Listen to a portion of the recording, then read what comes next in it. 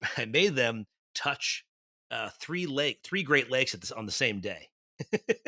I made them put their hand in three lakes on the same day, which is something you don't think about, but we did that. We did that. It was a lot of fun to do. We ate so much great food you could only get if you get on the road and get out there and eat these things in faraway places. So it was a wonderful trip.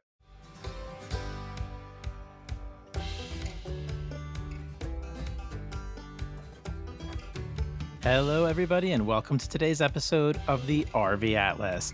Today, I am so excited to have back on the show George Motz. He's the author of The Great American Burger Book, which is expanded and updated very recently into a new edition, and it is absolutely phenomenal. I love this book.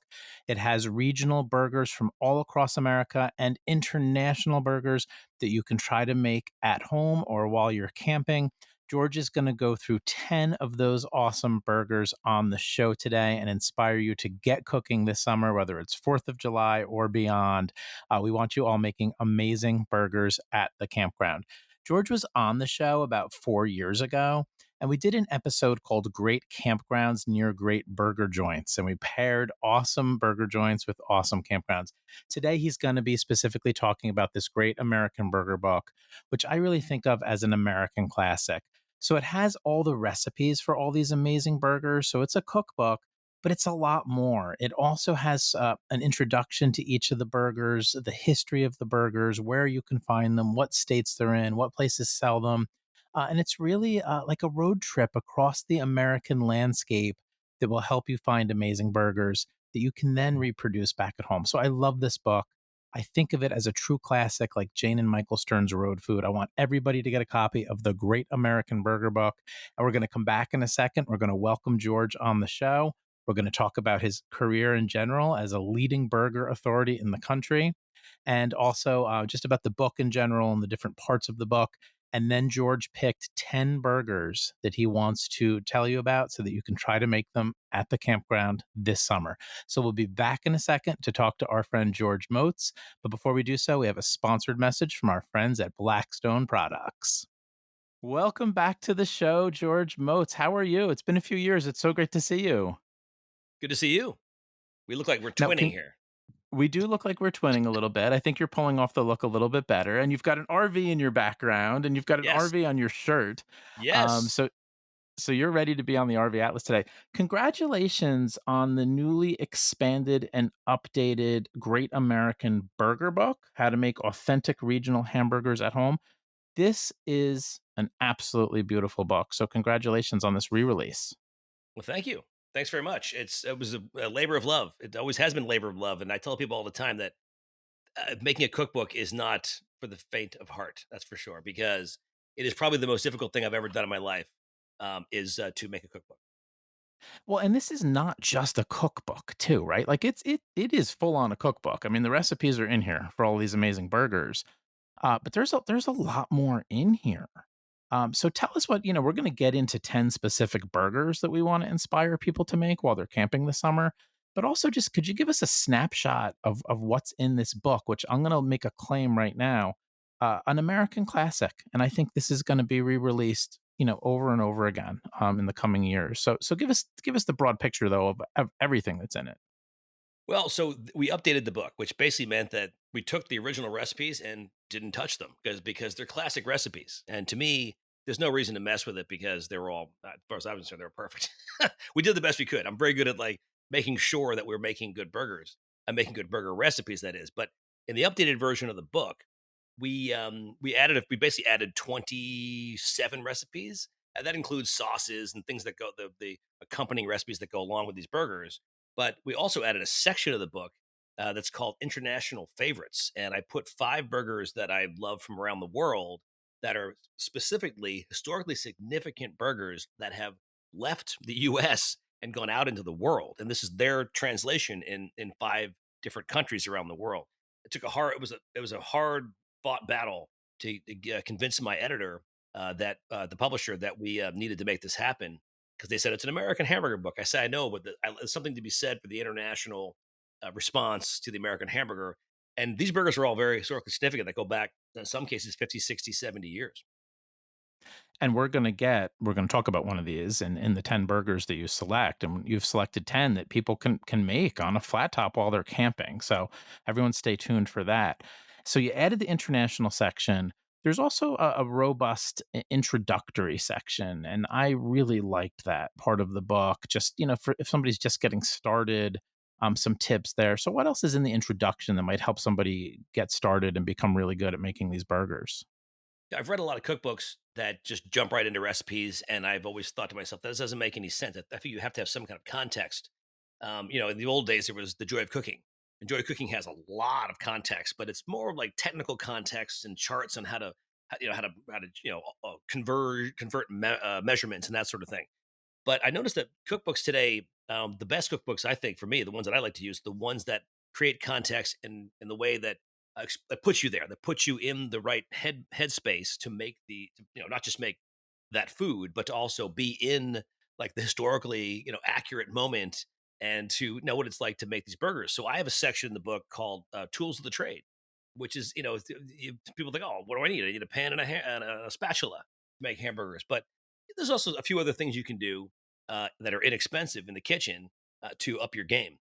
So I have a tools of the trade. I also have a section of the book on how to speak to your butcher, which sounds like, what do you mean? Just I tell them what I want and I get it. Like, no, no, no, no. There's this sort of a nuance to speaking to a butcher that people don't really realize, and which can be very successful no matter where you are in the country. And also, there's another section called like Hamburger Architecture, which I think people don't think about. And we were talking about sections to put in this book, and I realized that no one really talks about how a burger is built and how important the integrity of a hamburger is. And so I have a section on basically literally called Hamburger Architecture. And what I want to communicate to our audience here is that George, you kind of like to keep it simple in a way that really translates well to camping in terms of like keeping ingredients simple. That you give that list of the tools of the trade. It's not that extensive though. I mean, somebody could keep all that stuff in their camp kitchen, but then also in general, when you get into these burgers, I loved in the beginning there was this analogy like a great burger should be like a haiku, and it have should have some sort of self-imposed limitations. So when you look at all these burger names, you could kind of go, "Oh, this is a little intimidating," but it's really not. Like the whole approach you take, and all of these burgers are really not that intimidating to try and make at home. I don't think. No, you're right. They can't. Some of them can be. I mean, the nice thing about the book is that I would say most of the burgers in the book are pretty straightforward and easy to. Anybody can make them. We had a show called we created called Burger Scholar Sessions, which is it still exists on YouTube. We did 5 seasons of it during the pandemic, and each one of the recipes that I present in Burger Scholar Sessions I show you how to make it within a matter of 5 or 6 minutes, so it can't be that difficult. Some of them are very difficult. Some of them are, I'm not gonna lie. We spent a lot of time thinking about these, and some of them involve special apparatus to make it work, but for the most part, I'd say most of the recipes in the book are very straightforward and only involve a few ingredients and simple methods. And in general, you are a flat top guy. It seems to me a skillet or flat top of some kind. A lot of our listeners have Blackstones or Camp Chefs or Lodge skillets. That seems to be the go-to. And then you also seem like then maybe secondary is like you're a charcoal guy. Gas grill does not seem to be super interesting to you. Is all of that correct? That's all correct, yeah, but it's important to note that the book, is not just about hamburgers and toppings. I feel like most hamburger books are about, "Here's a burger, you put this on top and it becomes a Tex-Mex burger, it becomes a Southwestern burger." That's not really accurate. I mean, it's accurate. I'm sure those recipes are fantastic, but it's not accurate to history, to real hamburger history, when you're talking about regional American hamburger. Um so to that end, the book is mostly about burger history and method. So I always like to say that method plays a very important role in this book because some of the burgers are poached, deep fried, steamed, smoked. I mean, there's a lot of different ways you can make a burger, and I cover pretty much I think all of them. But there's little things that you drop in that have changed the way I make burgers, and there's hundreds and hundreds of different tips and approach and the architecture and all that stuff. But even just the way you recommend to do the hamburger buns, like simple but perfect, right? How should every this 4th of July when everybody's camping, tell everybody what to do with their hamburger buns, please. there's a bunch of different things you can do to your hamburger buns, but one of the most important is to toast them in a pan with some butter. And you can put them. It's fine if you want to take an open faced bun and put it on a hot coal, grill and toast them. That's very dangerous. You have to be careful because you could. I mean, it only takes a matter of seconds to ruin a bun over a flame. You have to know where the heat is. But the best way to do it is to prep them ahead of time, just ahead of time. Put some butter in a pan and cook them in a flat top so they get nice and toasty. You need to create that barrier so that when you make your burgers, the juices don't disappear and into the bottom of the bun and basically destroy it. That is so simple, but it changed my burger game. Now, George, the Great American Burger Book, I really look at this as a classic, as a book that everybody should have that's into making burgers. And we're going to get into these 10 awesome burgers, but I just have to, backtrack a little bit here. How did you get into this burger game and become sort of the authority on burgers in America? I mean, what a journey. Where did you start with this? And then we'll move into the burgers after that. That's a great question. Because it was not supposed to be my life calling. It was not supposed to be my focus or even my income and job, but it has become that pretty much almost 100% at this point. I am now officially fully employed, self-employed as a hamburger expert, and I'm okay with that. I'm also opening a restaurant, so that's the next source of hamburger income. It taken over my life. But it all started because I made a documentary film called Hamburger America 20 years ago. It was a profile of 8 different hamburger restaurants in America and how they made their burgers and what made them special. At a time when nobody was making any food programming and nobody at all was focusing on the American hamburger. So to me, it was timely. And at the same time, when I made the film, I started going to festivals to screen the film, and they would say, "Oh, it's another Super Size Me." Super Size Me had come out that year, and I realized, no, no, no, no. It's a positive view of the American hamburger, not a negative view. And so people had a hard time getting their head around that. But I did pick up a cult following that definitely supported the notion that the hamburger was something to pay attention to.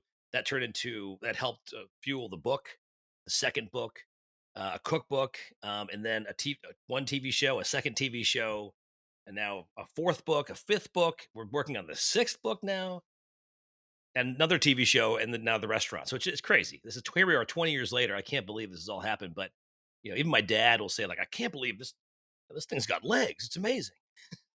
Well, so I mean, like your timing's been good in a sense, but you've also helped create this whole movement and interest in the art and science of burgers and the history of burgers. I mean, and now there seems to be a new guard coming through in terms of Yeah. new places opening up that are making awesome burgers. Tell everybody where your restaurant is, and then we'll take a commercial break and come back and start hitting everybody with the burgers.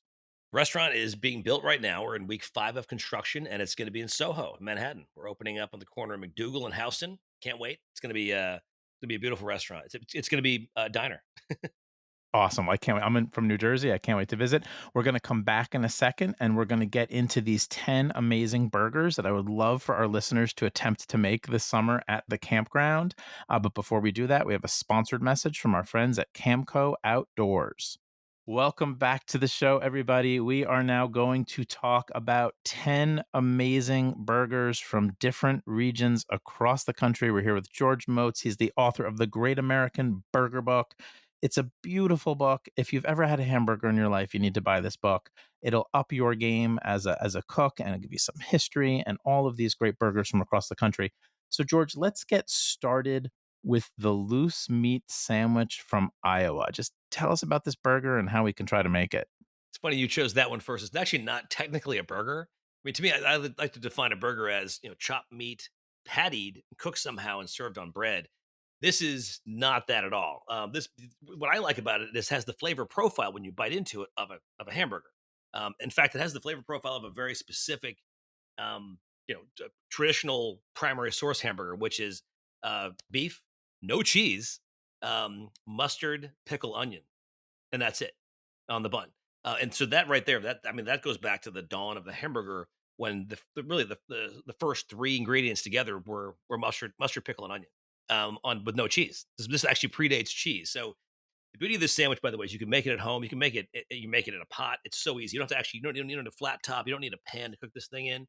You basically need like a stock pot, and you crumble beef, and you cook this. You basically steam the beef with a little bit of salt. You drain off the fat, and then you put this onto a bun and serve it with mustard pickle ketchup. Sorry, mustard pickle onion, not ketchup. Do not use ketchup unless you want to, of course. May ruin it. But it's very simple. It's also you can make it for a group. I just did it. We did an event in New York City where we had to feed 70 people in a matter of minutes, and you just take a scoop of beef on the bun. It's already been what we call doped with mustard pickle onion, and send that out to the crowd one at a time. I mean, it is so fast. Is this a bit of an outlier in the book in terms of the construction of it as opposed to, like most of the rest of them are a bit more traditional in making them? Yeah, I mean, to me, it's just another piece of the hamburger fabric and puzzle in America, where people do consider it to be in the hamburger family for sure, even out in Iowa. People, it's beloved in Iowa. In fact, people maybe know it in Iowa as the Maid-Rite because the Maid-Rite Corporation, what they did was they popularized it for sure, and they have their own spice pack they put in their beef, which is I think not just salt. The traditional way to make is with just salt. But the made you can find a made right just about anywhere in Iowa or the surrounding states, and it is actually a pretty tasty experience. But it's a franchise. All right, well, we're working our way through the Midwest here, which seems like a burger stronghold for goodness sake. There's no question about it. Is it your favorite region? I was gonna ask you later, but I'll just ask you now. Is it your favorite region? Yes, and I'll tell you why. Because I like to say that there is something I call the Burger Belt, which runs from Texas all the way north to Wisconsin. And that is really where you're going to find not just great burgers, you're going to find primary source burgers that haven't changed, that's unaffected by time and trend. I've said before many times. And there's a reason for that. Because people, they wouldn't know what to do, I think, if they someone changed their burger experience on them. And there's so many different types of burgers and so many different great, real, original burger spots that some cases go back 100 years. All right, so give us the olive burger from Michigan, please. The olive burger. It was invented, we think, in the I know I forgot the dates now. The 50s, I think. What did we say? The 50s, 40s, maybe as early as the 40s. No one really. The history is a bit nebulous. The olive burger, but it's today. You're only really going to find it in central, southern, and western Michigan. You won't find it the people in Detroit don't know what an olive burger is. For example, it's on the east side of the state. But you get up to Lansing, where that's the epicenter is right around Lansing. It's a simple burger. All you have to do is take cocktail olives. Hey, if you're already having gin and tonics in the RV, take some of those cocktail olives, chop them up with pimentos in, fine, whatever. That's also good. Mix it with some mayonnaise, a little bit of the olive brine, and put it on a burger, and you will not believe what's going to happen next. And again, that's it. You make a burger, and you put this olive mayo mixture on top. Blow your mind. And we're talking a skillet, flat top here for making that Yeah, burger. any burger. I mean, All this is right. if you're gonna make a burger on a grill, you make a sauce separate and you put it on top of the burger and eat it. I've made this burger for outdoor, charcoal grill parties. I've done it inside on my flat top inside. All right, so let's move to Illinois. The Horseshoe? Tell us Yes, more. the horseshoe burger. It's actually not a. This is the plate burger, which is a lot of my burgers. I think that I believe that the burger really should be picked up. It should be a portable food, but there are a few burgers out there that I can't deny are fantastic, and they do need to be eaten with a knife and a fork. The horseshoe is one of them, and the horseshoe sandwich, I think it's called actually technically, um, is an open faced sandwich that was invented in Illinois, and it's a very simple burger. This is nothing more than toast, buttered toast. On top of that are burgers, and then on top of that is French fries. They're French fries. It was called the horseshoe back in the day because it was originally made with a horseshoe shaped piece of ham, and the fries on top were basically called horseshoe nails. Those are the nails on top on top. But on top of that, more importantly, is a very basic cheese sauce, almost like it's a basic cheddar cheese sauce, kind of like a rare bit, like a British rare bit sauce, and it's Now so easy to make. everyone listening is gonna buy the book, but, if you wanna attempt these, the book has sort of a breakdown of the burger, a bit of the history, and then you sort of, like, turn the page, and then there's the recipe, correct, for all of these? So if you wanna learn more and actually make it, the recipes are there, just like a traditional cookbook, right? Yeah, I mean, I wanted to make sure people had some context. I wanted to make sure people were looking at these. recipes and realizing that there's a reason why this crazy thing exists called the horseshoe, and people do eat it in Illinois. And I actually made it more than a few times myself. It's a great experience. I love the setup and the history for each of the burgers, and it feels like you're sort of enshrining these burgers, right? And there's even a few examples of places that have closed, and instead of leaving them out of the book, I believe you sort of wanted to pay tribute to them, right? Absolutely. I mean, once a place, people forget that once a place goes out of business, it's gone. It's the history is also lost with that closure. And it's very sad. I mean, I have a hard time talking about it sometimes because there are so many places, unfortunately, that have closed, even recently, places that have closed where we have to hurry up and capture the history and make sure the photos are saved and make sure that the recipes are understood so that we can continue on and make these things. I mean, a few places have opened up again, which I find fascinating. And basically because there was a little bit of support behind it, my people or people who believe in the hamburger history, and also because someone saved the recipes. I can't even tell you how many places actually have recipes that are in someone's head. They're in someone's head, and so you have to either make, which I love these recipes in the book. I've deduced might be the close proximate way to make these burgers. But like a perfect example, the horseshoe, that is the actual Chef Joe Schweska cheese sauce. That's the actual recipe that I think his granddaughter figured out and sent me. We figured it out. Now, when some of these places close, and I'm particularly like I'm thinking about the Midwest, I wouldn't imagine that then some new place opens, or some next generation place opens. Like maybe that happens in New York or LA or places that can support that kind of food culture. But in some parts of the country, when these places close, that's it, right? I mean, it's like everything's becoming more, like chain burgers in certain parts of the country. Or is that not true? Is there sort of also a burger renaissance with new places everywhere? There are new places, which is great, but at the same time, there are places that are closing that will not ever come back, unfortunately.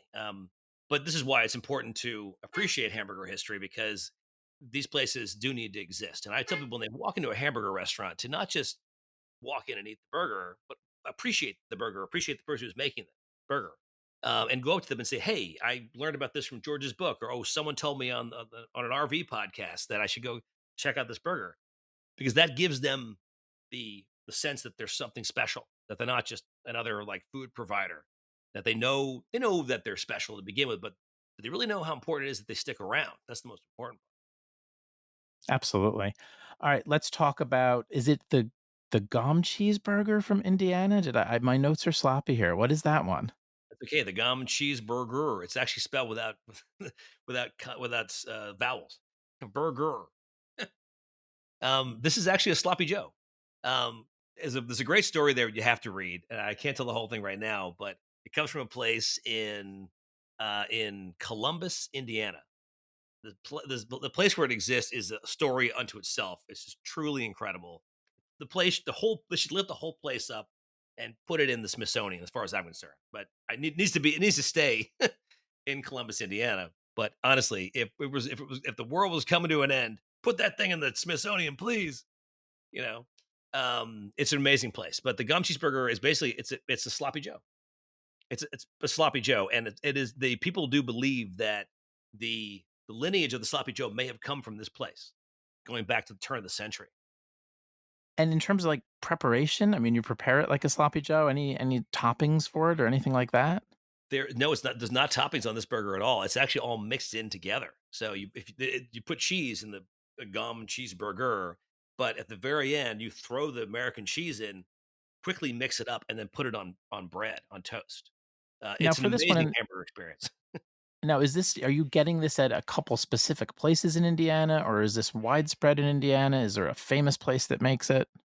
Yeah, so there's a place called Zaharakos in Columbus, Indiana, that has kept this tradition alive. I'm sure people also make it elsewhere, but as somebody pointed out to me when we were doing the research for this burger, that the word "gom" is, I believe, a Dutch word for sticky, not a Dutch, a Dutch word for sticky. I think it's slang also for sticky, and it makes sense because there were sandwiches. There was the sloppy Joe, which we believe originated in Indiana, was basically a sticky burger. I want one right now. All right, so that covers the well, it doesn't cover the entire Midwest. There's a lot more from the Midwest in the book, and the book is divided into regions, which is really cool because, of course, what everyone does is they go to their region, and I'll confess I did that, right? I wanted to see what you picked for like New Jersey, New York, et cetera, et cetera. But let's talk about some great burgers from the American West. So, how about the Nut Burger in Montana? And I must confess, I don't think of like Montana as a great place for burgers necessarily, but tell us about the Nut Burger. Right. So unfortunately, the place as a sad story, the place that created the Nut Burger closed this year, or it actually closed, but closed during the pandemic. But it's unfortunately no longer. The building is still there because the building technically where it was a place called Matt's Place in Butte, Montana, and Matt's Place is on the historic register, register of historic places in America. So they can't tear it down, but the business is gone and it's still standing there. So if somebody wants to, by the way, if somebody wants to buy a business and open a hamburger joint, that's the place. It's an old school drive-in where you drove up and into the building and tooted your horn and someone came out and took your order. But it's literally looks like a house, looks like someone's home.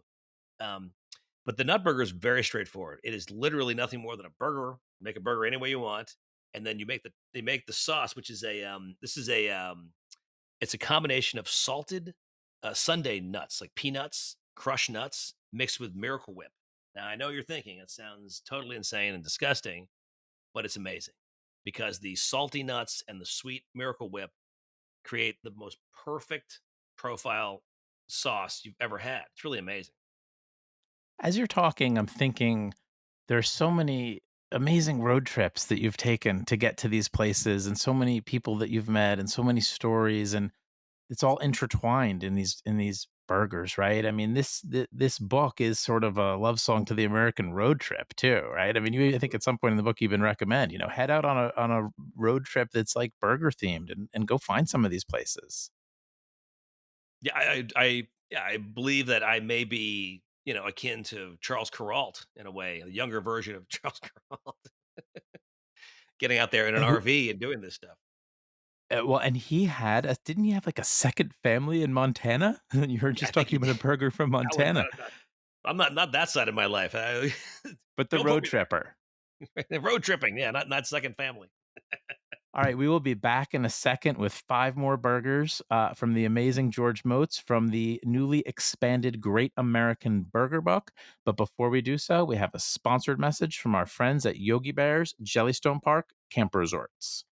Welcome back to the show, everybody. We've got 5 more classic regional burgers here with George Motz. He's the author of the Great American Burger Book. George, we're still in the American West, and I'm really excited to hear about this one because I'm going to Utah this summer, and I'm hoping to try the pastrami burger. So give me the details. Yes. Yes.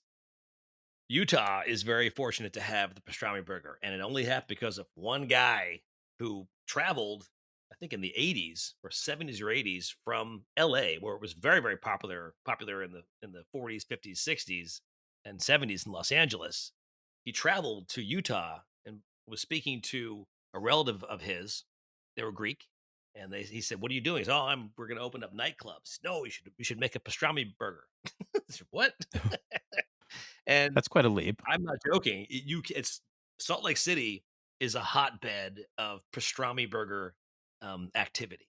It's truly incredible. You can go anywhere, I think, in any corner of the city and find a good pastrami burger. One of my favorites is a place called Crown Burger, which is there are a bunch of locations in the city, and they're very proud of their heritage. But you go to LA, and there are way fewer pastrami burgers in the place where it came from than in Salt Lake City. Is it as simple as it sounds? A pastrami It on a is simple burger, or yeah, like to make it what's the construction or the architecture? so you basically have to steam, uh, pastrami. You basically render some of the fats out of it and steam it. You can put it into literally a steaming basket and steam it, and then put it on a burger with a really good it's a really good sauce here. It's a great method, for a sauce here, which is, something called Utah fry sauce, and the recipe's in the book.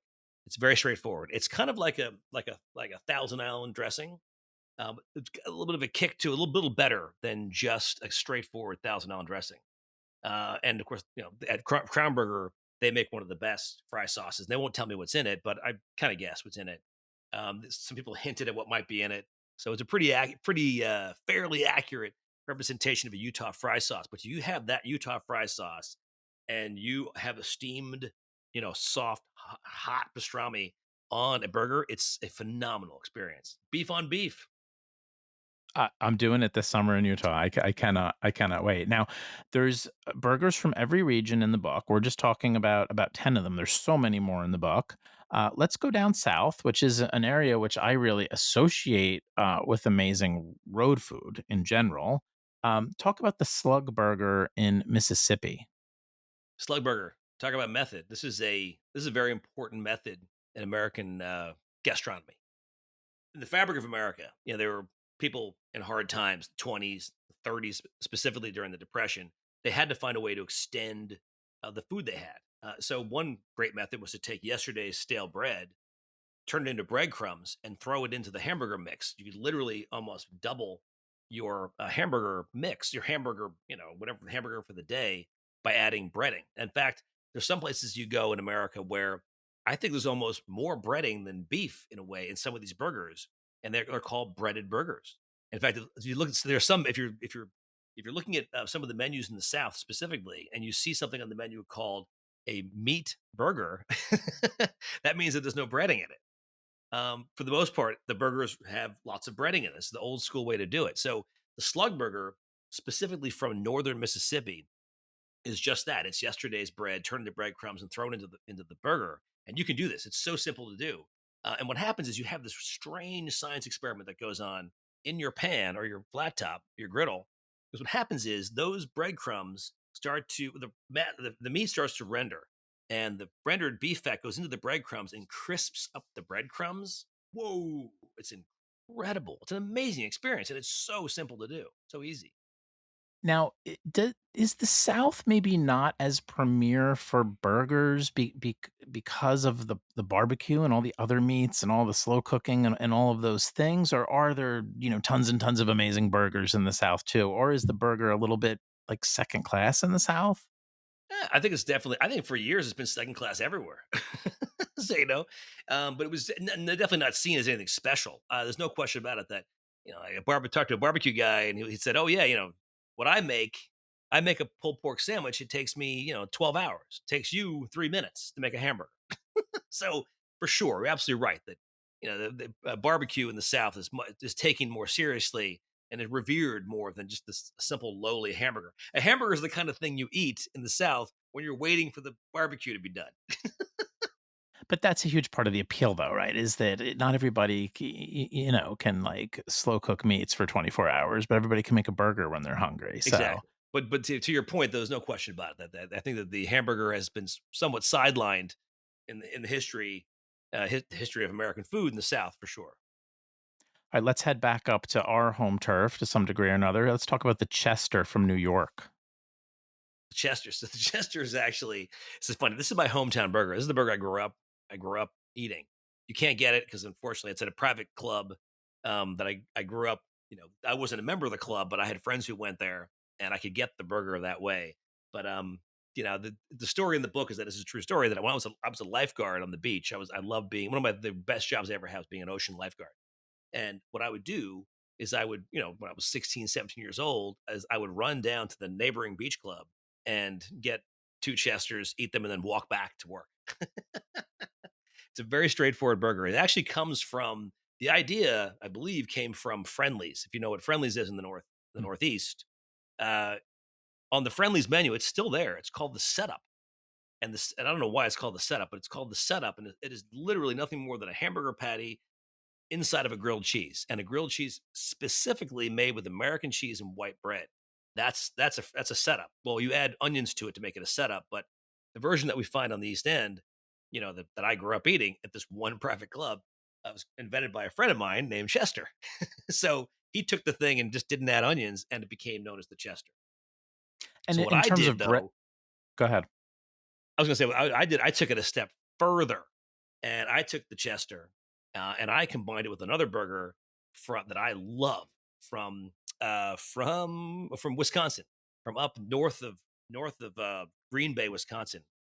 It's called Joe Rauer's Bar, and Joe Rauer's makes a burger called. They just make a burger, but they actually kind of poach the burger in beef broth with onions. So I took that patty, the Joe Rauer, poached beef broth burger with onions, and put that in between two pieces of bread with American cheese, and I invented something I think that I like to call the Chester Rauer. Any specific recommendations for the bread there, or just like whatever you got, like white bread, or are you using something more robust and specific?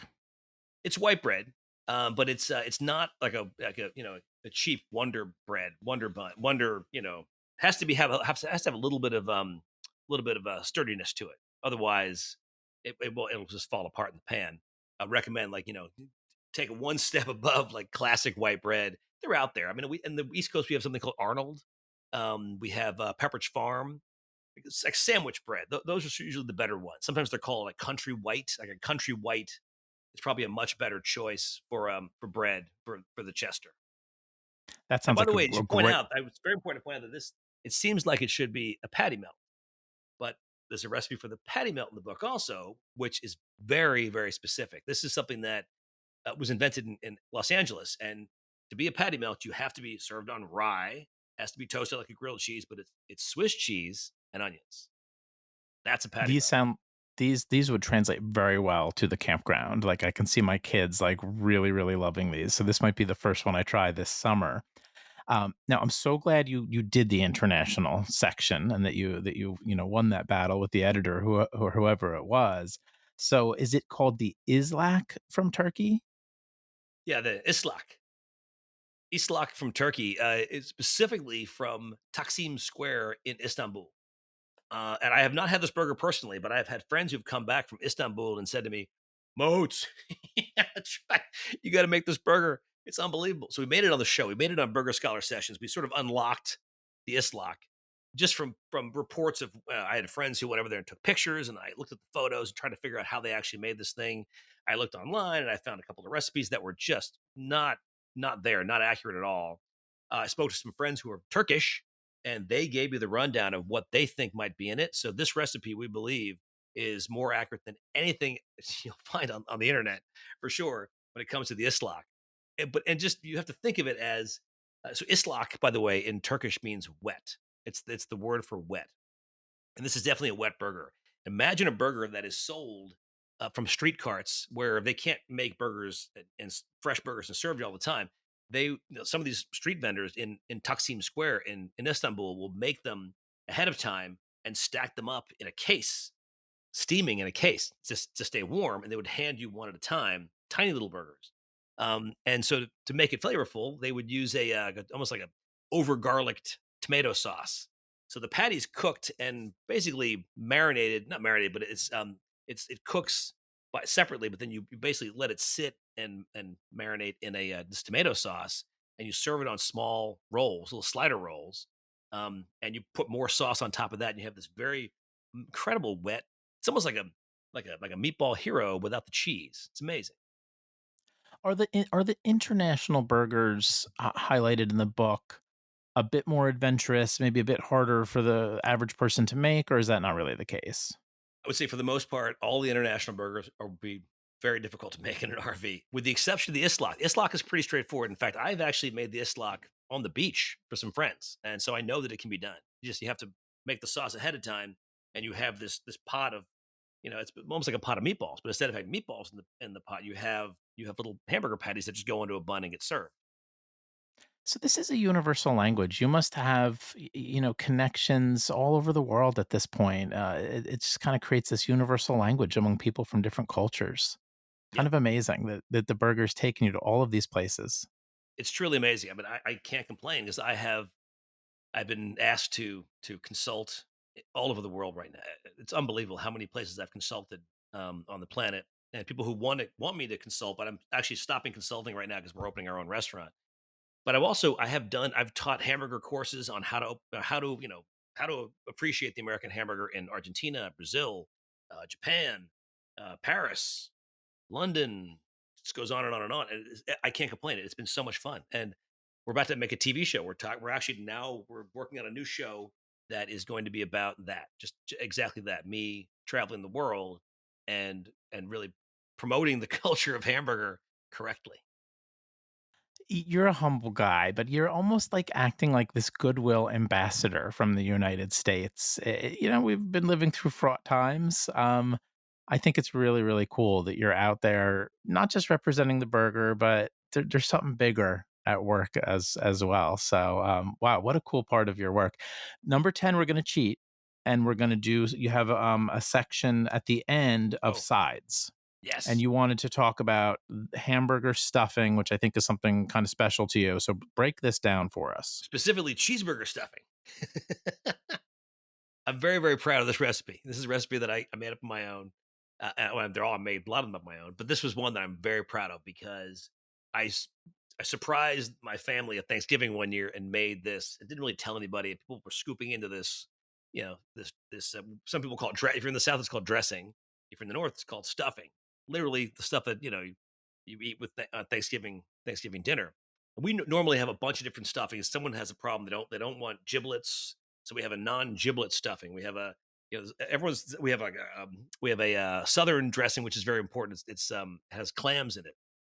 So we have a clam, like I'm sorry, oyster dressing. It's called, which is basically stuffing with oysters in it, but very specifically. I introduced this cheeseburger stuffing once. Didn't tell anybody what it was. But everyone was like, "What? This is amazing! What is this?" So basically, what I did was I thought I thought about the stuffing recipe, and it's basically it's a deconstructed cheeseburger, a hamburger, with very specific spices. What I like to call the Simon and Garfunkel, the you know parsley, sage, rosemary, and thyme.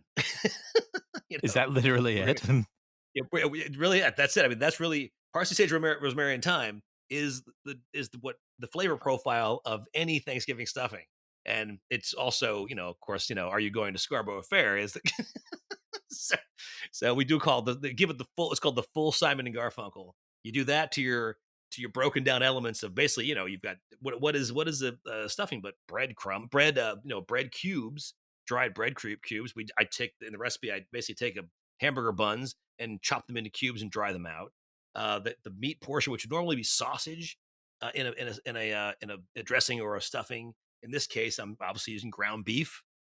um, the flavor profile, the butter, it's all there. There's a lot of butter in stuffing, and then you end up with this thing that it's basically it tastes like Thanksgiving stuffing because of the parsley, sage, rosemary, and thyme.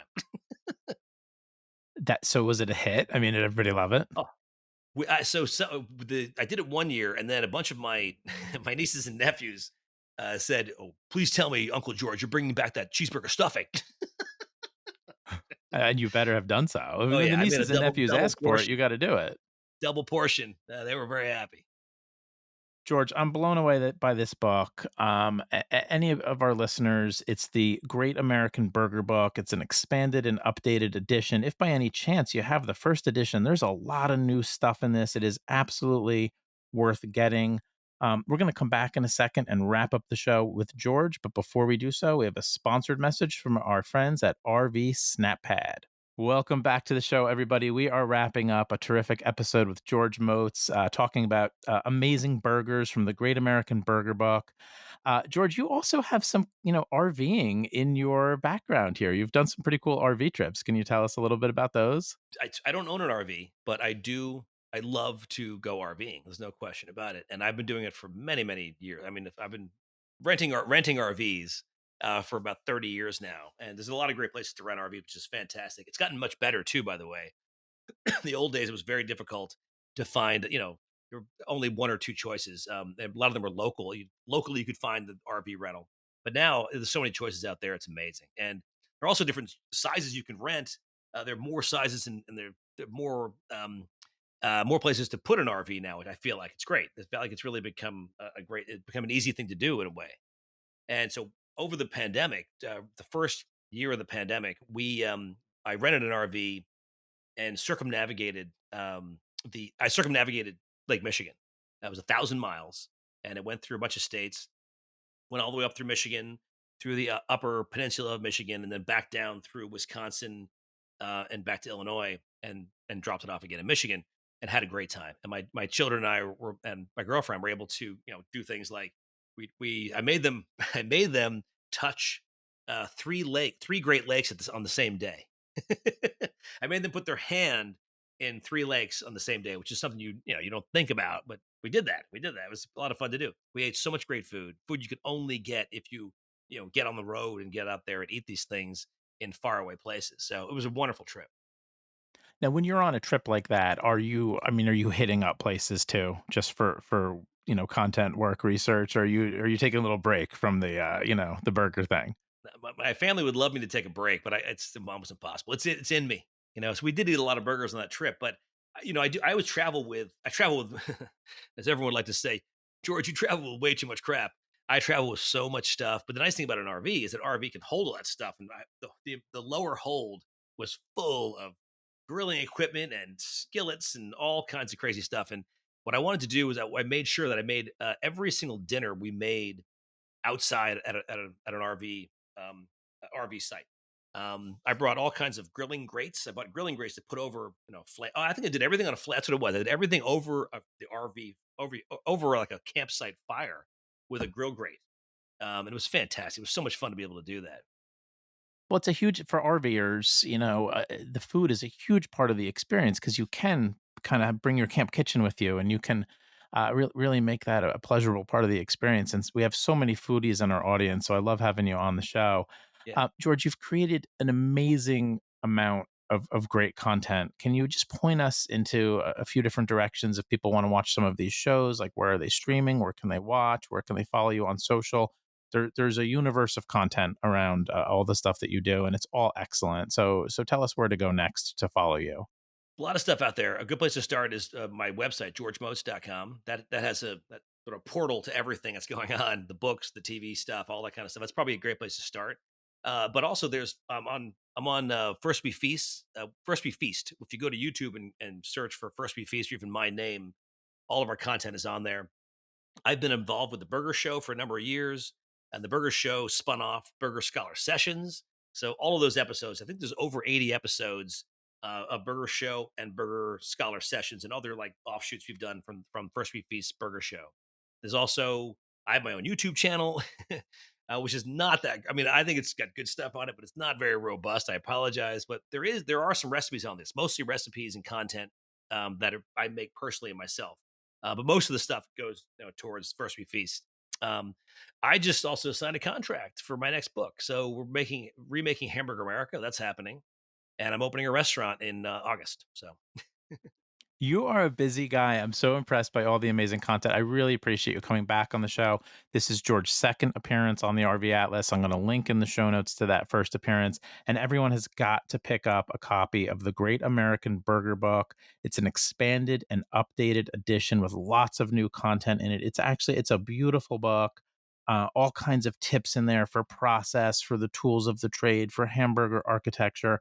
And then, of course, all of these amazing burgers, which are such a part of American culture and American history.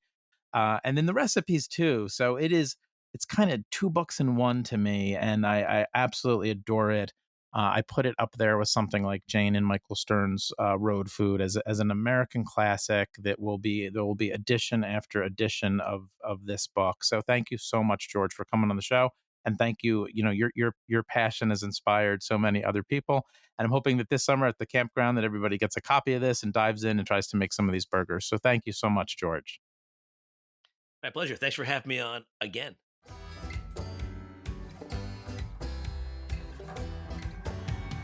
Thank you so much for joining us for this episode of the RV Atlas. To find out more about the topics discussed on this show, head on over to thervatlas.com. And to join the friendliest group of RVers, head on over to the RV Atlas group on Facebook and make sure to join us on YouTube, TikTok, and Instagram at the RV Atlas. If you enjoy our show, please consider leaving us a review over on Apple Podcasts or wherever you listen.